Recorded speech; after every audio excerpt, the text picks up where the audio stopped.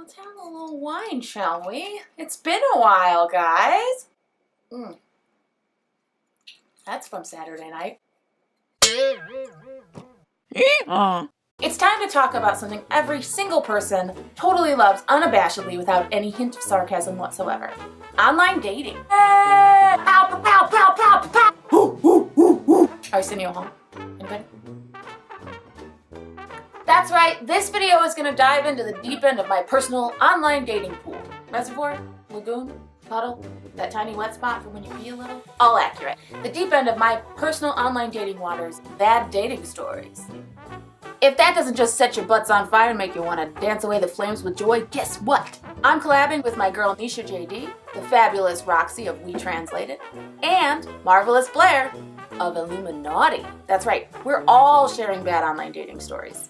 So get your popcorn, and as soon as we're done here on FnnyLikeADonkey, go over to their channels and check out their bad online dating stories. It's gonna be a good time. Enjoy our nightmares! So let's get into it, shall we? Now I just want to make something clear here. I have been online dating since 2002. And in that time, I have learned that there are dates with terrible humans and terrible dates with regular humans.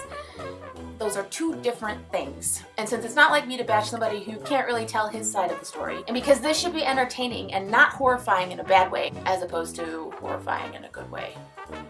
I don't know. I'm gonna drink some wine and I'm gonna call in legal Tiff to provide you with a little disclaimer. The dates described herein are simply accounts of bad experiences on said dates and have no reflection on the actual male humans who participated in the date. Whether or not either of them are terrible human beings has not been determined, as they only each attended one date with me, and that is not enough to know for sure who they are as people.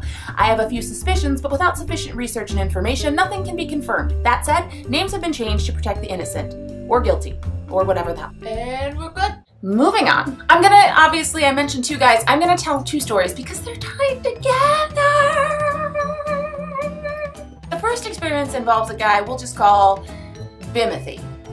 Bimothy was just your average endurance sports enthusiast, which is a perfect match for someone like me who can and has consumed an entire pizza in one sitting without much of a break and a lifetime of training.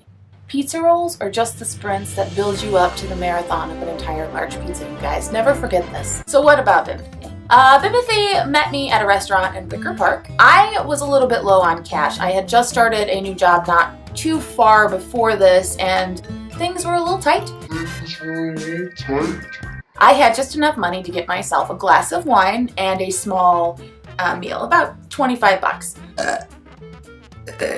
Wow. We had a little bit of small talk, and of course I asked him about his endurance sports, during which he mentioned something called a gear bag. So I asked him in earnest, Bimothy, what do you keep in a gear bag? Like, what's that all about? Tell me about it. I'm interested-ish.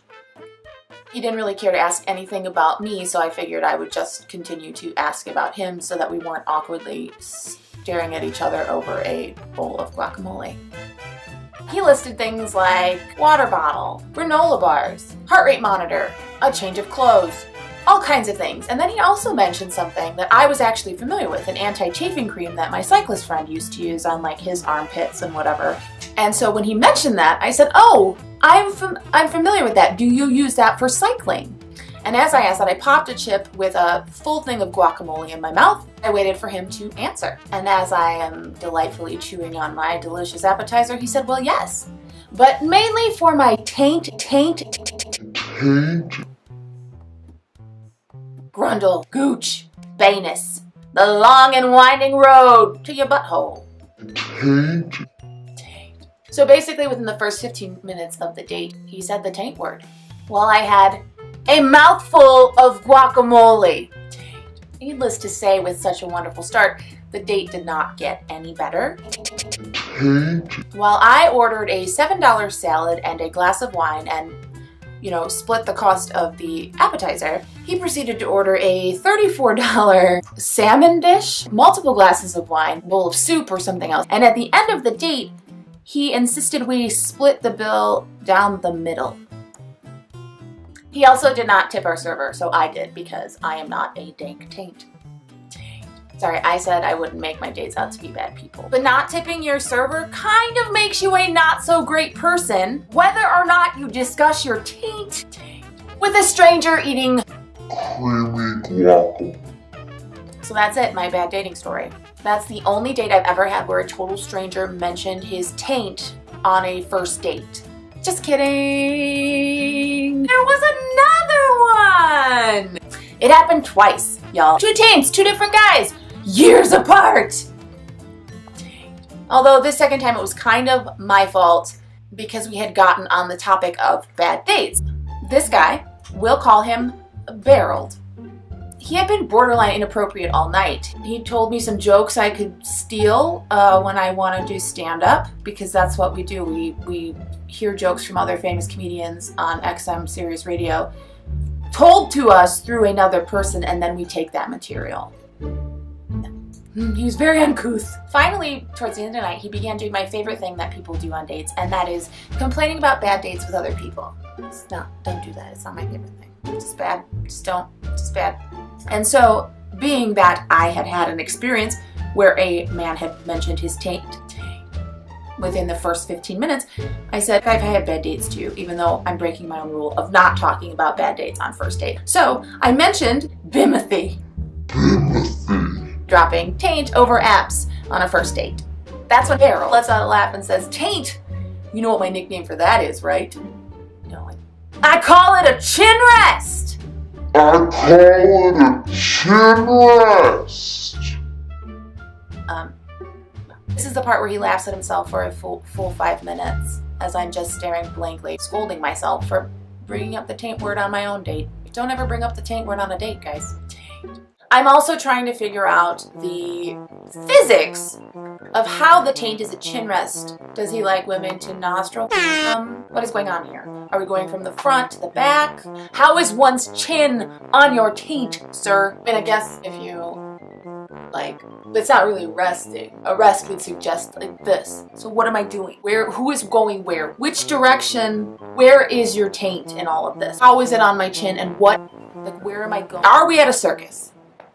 Now I realize this isn't the most salacious of bad dating stories, but I do know that there are 3 more dating stories you get to hear from 3 more women who have bad online date stories, and maybe they drop a taint word too.